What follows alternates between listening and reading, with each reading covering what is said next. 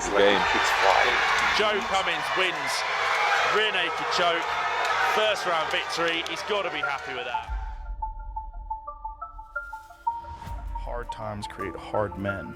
Hard men create soft times. Soft times create soft men. Soft men create hard times. This time, we've been doing the last few weeks where I've been doing push-pull, yeah? But now what's gonna happen is instead of that, he's just gonna grab a wrist from me. So here. So RONIN MMA, as a gym, we're more than a gym. So you've got your seated area, what we're sitting in now. We've got a 26-foot cage. We've got 18-foot boxing ring. We've got 2 different mat areas. Obviously a weights gym. You've got your treadmills, cardio machines, your aero. We've got everything that you need to use as a normal gym member and to become a fighter. So that's why the gym was built, to cater for all. So yeah, we've got everything. We've been open a couple of years now. When we first opened the gym, we just had one small, not a small unit, but a decent size.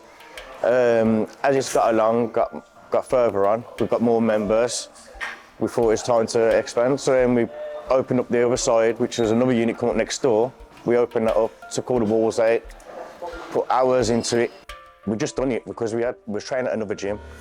The gym got shut down. We wanted somewhere to train just for ourselves. And then we found these units, done them out, and we're here now. I met Adam Boyce. He was my first real coach. Made me compete to a standard where I was being coached correctly. In the black shorts, the black with the gold trim, black and the red. And Joe Cummins is happy to oblige, going high and then going to the body and continuing it. And that's hurting him. That head all you want. Joe Cummins hits hard though. When you hit that kidney shot or that liver shot, your body will shut down. That was a decent near attempt from Skippers, but Joe Cummins is going after that body, just sapping the energy. And as much as you like to nod and acknowledge it, that hurts. He wasn't enjoying either of them. You know when a fighter nods like that and tells his opponent to keep bringing it on, you know he's not enjoying it. It's a psychological thing. And here we go, Joe Cummins with the hands. Against the facts, but it was a simple double leg takedown that Cummins was able to complete with not much defense from Arm. Tried to isolate the leg. Joe did. Started working with Silk, it's got to be maybe 6-7 years ago. And he didn't really have, he had people that helped him to a degree, but he didn't really have someone that put a lot of focus on him. So I started to work with him and he liked what I did with him. And then we just sat down and spoke and just we wanted to see what direction he wanted to go in, and I said I'd help him and we'd work together because we were gonna have a gym together as well. So we wanted to just make sure he got out of martial arts what he wanted, build a career for himself in that way. I think just see if you can feel my base breaking. That's it, yeah, there you go. Nice and firm with it as well, nice and firm. He's gone on to win 3 world titles in different weight divisions, different promotional titles, and still training now to this day, still really dedicated, really someone that I really enjoy working with because he's so dedicated.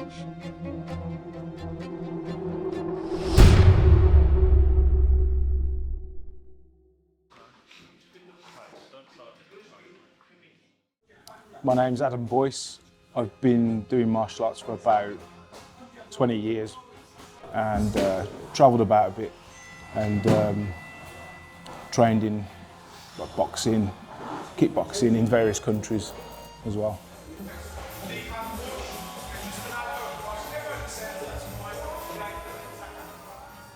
I had 6 fights in total.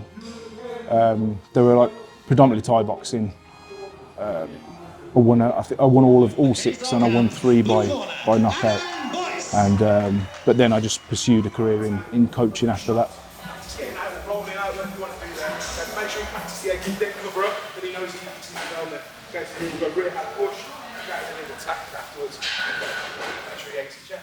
I started coaching when I was about 18, but mainly with kids and beginners. And then I just progressed from there. And then on and off over the 20 years, just a couple of years, and then I'd do something else, and then I'd go back to it, and I just always end up going back to it after breaks. Over the years doing various striking arts, so taekwondo, boxing, kickboxing, Muay Thai, it helps you adapt a lot of different knowledge and apply it to MMA. So you try and select the best pieces, the best parts that you can transfer over. And then you have to make adaptations, of course, and make sure it works and make sure the right person's getting what they need as well.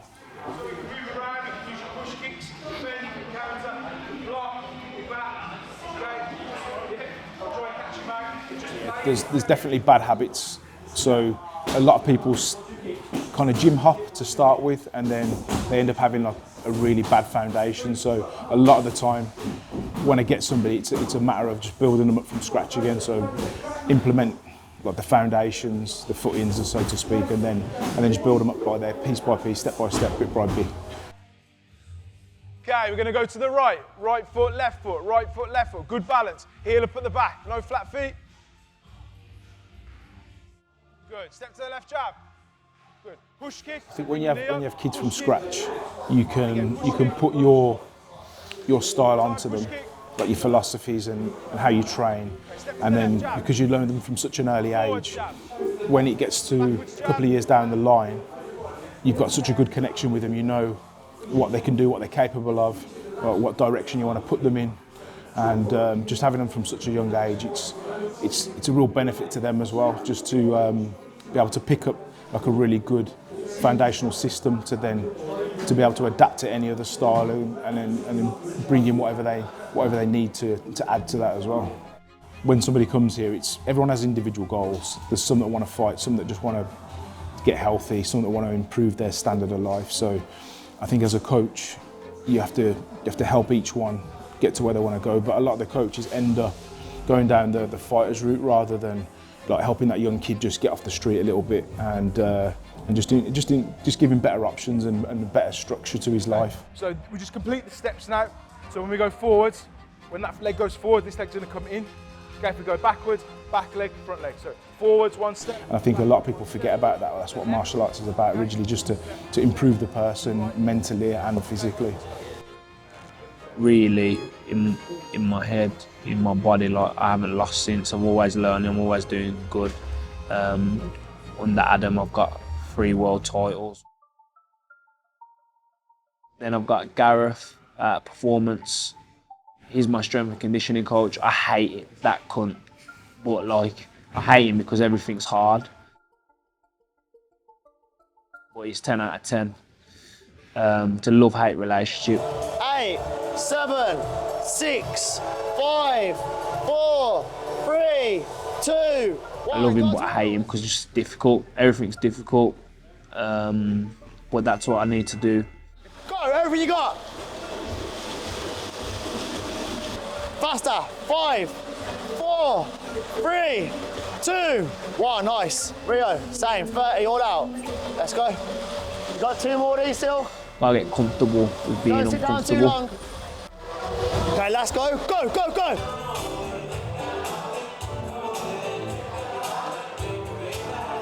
Okay, right. I'm Gaz Richards, and I set up Performance as my brand a few years ago, and I do the strength and conditioning down here at RONIN MMA. Long jump. Pick it up. And basically, fucking Silk and the guys give me a chance to come down to RONIN, and yeah, ever since then we've basically built the gym from scratch. 29. Yeah, I've done my degree in strength and conditioning, and it helped me understand like the actual periodised training parts of a camp. Let's go, let's go. Come on, the comeback, this is well. Come on, the comeback now. Yeah, so basically, like, I'm a firm believer in what fighters do, like, out of a camp is more important than what they do in a camp. So a lot of people just jump in, well, I'm doing 8 weeks, training really hard, kill themselves, get minimal adaptations. So they do get a bit of benefit for it, but they come into the fight almost like half soaked. Whereas if you start when there's no camp, no fight, nothing, getting stronger, getting fitter from there and building a good foundation, it's a bit like building a house. Like, you don't start with the roof, like you start with the foundations, then you build yourself up and then you finish with the roof. And that's how I try and do my fight camp. And I base a lot of my training around the force velocity curve. So imagine like you got a graph, so like there's a little graph. getting stronger here from there and getting faster down here. So we'll gradually, as each phase of the camp goes, work our way down the force velocity curve. The good thing is like none of my stuff's guesswork, so I do a lot of testing, and luckily I know a lot of the athletes down here, like probably better than I know my missus. Basically, like it's only coming from a good place because I understand like how like weight cutting can affect you mentally, like more than anything else, and it can affect your performance if you get it wrong. So initially, one of my friends, Joe Matthews, who is like probably one of the country's like top sports nutritionists, I got him involved to help me out a little bit because not that I wasn't confident in my stuff, but I just wanted to make sure that I was going down the right way, knowing what I was doing, and like touch wood, like I was pretty cool, and obviously like, thank you, Joe. If you're fucking walking through the door as Joe Bloggs, or you want to be a world champion, you'll get exactly the same quality of training the whole way through, all the time. At one point we were like RONIN, that's where the name of the gym comes from. We didn't really have a gym. So there was like me, Adam, Kev, Gaz, and a little pool of the fighters. And I think it was them believing in us that we are going to get a gym rather than just rolling around. And then that's why we called the gym RONIN, because that's what we was doing in the like last period. In our own right, RONIN samurais, we've all had, everyone in their own life sometimes there's a time where you're just RONIN and you don't know what you're doing, you don't know where you're going, you got no master. Once you've done them 3 on your stomach, you're gonna do 3 on your knees. First one starts. Yeah, so it's like the gym now. It's like people always think it's just an MMA gym and whatever. You come in here, you can do your own thing. Like you come in, you just want to be a bodybuilder. You come in, do your weights. You want to be a boxer, just come and do your boxing. You want to come and bring a friend, do your boxing. Like there's nothing you can't do. Other person dragging backwards, same sort of weight. Come on, hurry up, shoot on that. I've got no ego in here. So you come in and you're a beginner. Mate, everyone's here to help each other.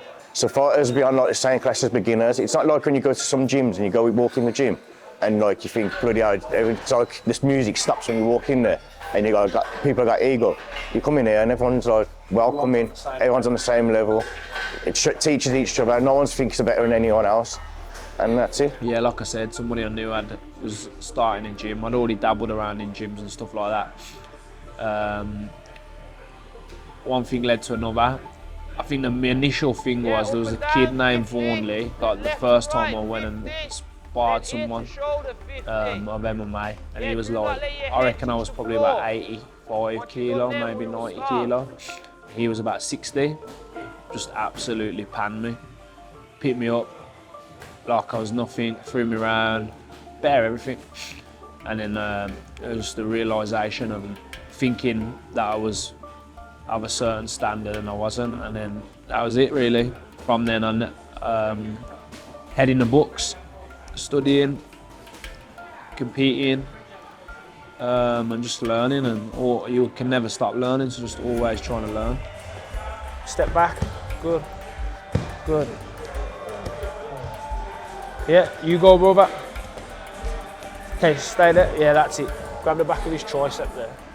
Pull back. So we've got a great set of lads, and now we're an established gym. I think we've got the best coaches in the country.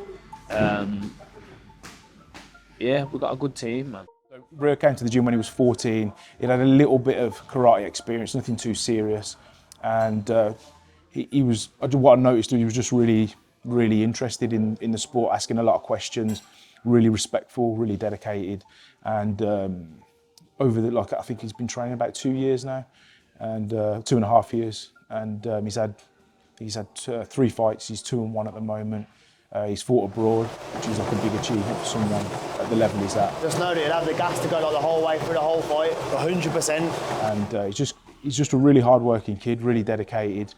He's now working at the gym as well. So because of his dedication, because of his hard work, we saw that and we thought it's good to give a kid that works so hard an opportunity, reward the good behaviour. All the way through, kid. Nice and strong now. Keep it tight like a tiger. There we go. Go faster, mate. Give it a little boost. Give it a little boost up. Good lad, good lad. There you go. My there you name's go. Real. 15 seconds. Come on, kid. This gym's for everyone, anyone, all people, all welcome, any level, everything. Like, you got people around you who'll help you, support you, people who would like speak to you, even if you ain't been spoken to, like, how are ya? You alright? Hello? Just little things like that and changes your day and stuff. We've got loads of people who slowly become family to you. Right the way through. Right the way through. 5 seconds. Go. 4, 3, 2, 1. Well done, mate. Hell yeah. The reality of it is, when people come in our gym, this is just our opinion, it's like everyone is equal. Deirdre, who can barely walk on the treadmill, to whoever who's got a million professional fights, KO and everyone, you should all be treated equally. That's the one thing I'll say about our gym. It will never supersede who we are, and that is just normal people. 3, 2, 1, off we go, let's go. Second exercise started. That's it, Charlie, come on, hit the chest with the bar, yeah? Come on, Gino, let's go. Push and pull. 4 seconds out, give me a good push on everything now, yeah? It's the last time you're doing each exercise, so finish on either one strong. Ready? My name's Sam. Been boxing since my early 20s. I've always been in and out of a boxing gym since I was a teenager. Always really been into like being physically athletic. I've had 17 amateur boxing fights. I've boxed all over the UK. I've boxed in championship tournaments, so I've got some decent experience. Maybe in a couple of years, possibly looking to go professional. Come on, Aidan, more power, yeah? Good, aggression. Nice, Rob.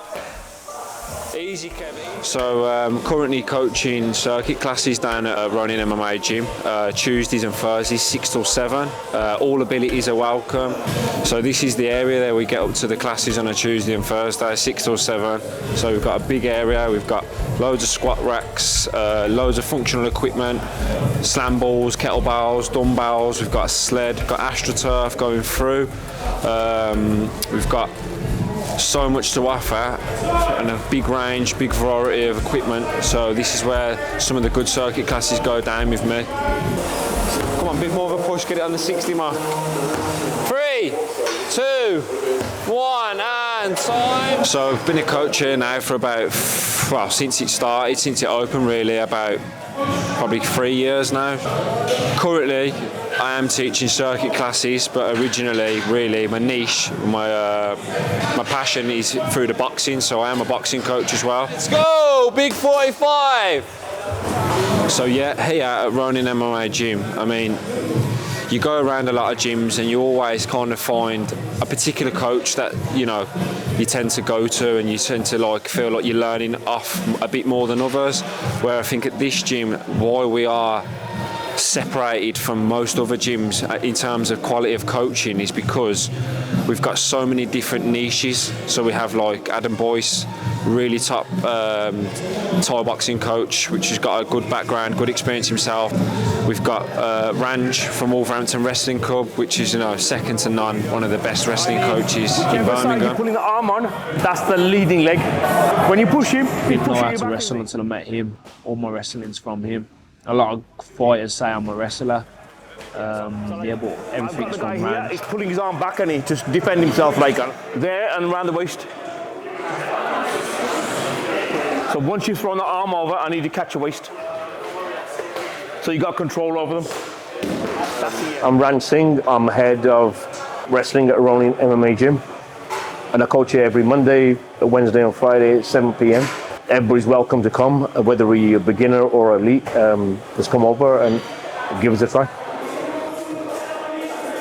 So my wrestling day started very, very young. As soon as I was like old enough to step onto the mat, really. It also, even my dad and my uncles are all wrestlers. So when they first came over into the country in early 60s, they continued the sport, which is a traditional sport and a religious sport for them. And then when we were born, me and my brothers, we just got kind of like dragged onto the wrestling scene, and that's where it all started. As well as MMA, wrestling, we've added other sports on, and it's the gym's a base or the home of Wolverhampton Wolfpack, Warsaw Hunters. We play in the British Kabaddi League. Finished second runners up last year. and we've also a lot of the guys who actually wrestle and compete in MMA are a part of our team. So we're on BBC iPlayer at the moment, and together between us from RONIN, we brought the World Kabaddi Cup 2025 to the Midlands and hosting the finals. So it's a major sport to be added on to what we already started off with, let's say. Yeah, for you to, when you're defending it, you'll be trying to pull this arm back out. Yeah, it won't be here. The starting was always going to be tough, from, like you say, from no members to getting the word out, and I think to where it is now, it's totally different level. And the reason behind that is because, like all the guys that you've just mentioned, we started off together as one big family, and it's continued, and the same family is still here, and we're just driving the gym to bigger and better things. And it's not just a gym for fighters. This is the thing, it's a community gym where it doesn't matter if you're it doesn't matter your level, everybody gets treated exactly the same. And you see by the numbers here now that there's a reason why we're getting new members all the time, because of the way we are as a big family. It's a culture. You let them continue. Yeah.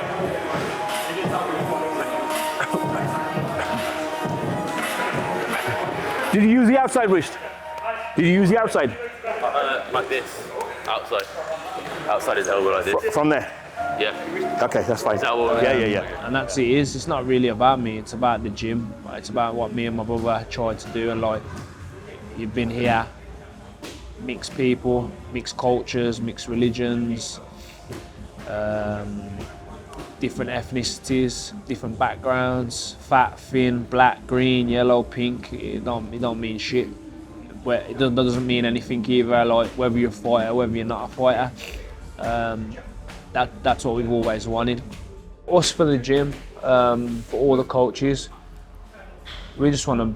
I think the first thing will be to make people want to come here to train and to be comfortable in the gym and building up friendships and building up relationships and having a gym where, like I said, anyone can come.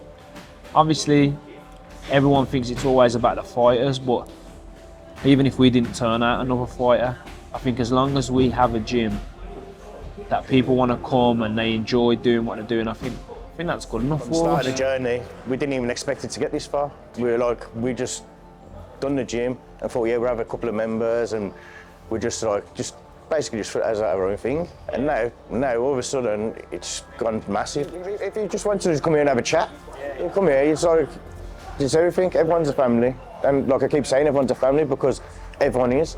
It's like you come in here and you all feel welcome. Yeah, what makes it different? It's hard to sell. It's one of them things I'd have to say to someone, come on down and you will see it for yourself. It won't take long. Just being in this environment, I mean, everyone that I've ever come down, I've tried the gym, signed up, and they've not left since. So when me and my brother built this gym, we done it for no financial gain, nothing. We done it for the community, we done it for the kids. Like when I was growing up, we had nothing. It was shit. Yeah, we was just dusting on the streets, getting into trouble. We don't want that for the kids now. Like I've got my kids in here. My kids now love it. Like when I was growing up, I never had that. Like you had the odd little boxing gym miles out the way, and you're probably getting into trouble on the way there. Get into that. Now we're local. We've got so many kids off the streets from round here. They're in here and they're loving it. And now, like, if we could do, if like parents are struggling and the kids, and they just want somewhere to come and train, come and see us, and we'll work something out with you. Like you can come and train for free. Come here, and we'll help you out. We want the kids off the streets, like, but there's nothing round here for them. Now we've got this. We've got so many kids in here, and we could have many more. We just want to help them all out, and that's it. I've always been a giver. I always try and help people out. So I think mentally, it's good for me that I'm in a position to help people. So I'm really grateful for that.